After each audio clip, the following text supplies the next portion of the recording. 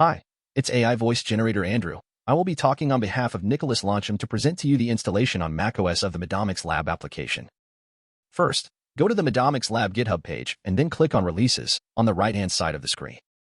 Now, get to the latest release and expand its assets. In our case, we will need to download the DMG file and the Python environment zip file specific to macOS. Once the downloading is done, find the downloaded files in your Finder application and extract the zip file by double-clicking on it. With the zip extraction done, we are ready for the Python environment installation. This is crucial for the application to run properly. To install it, we need to use the terminal application. So, go ahead and search with Spotlight for the terminal application and launch it. In the terminal, you will need to move to the newly extracted folder location. It will usually be in the Downloads folder. Use the cd command to get there. Now that you are in the extracted folder, you will need to run the create conda env mac script.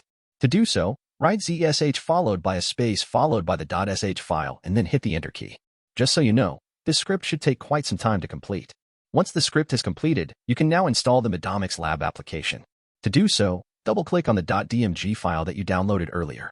Then, drag the MEDomicsLab icon into the folder application. The installation should not take that much time. Now, open your folder application and you should see the MEDomicsLab application.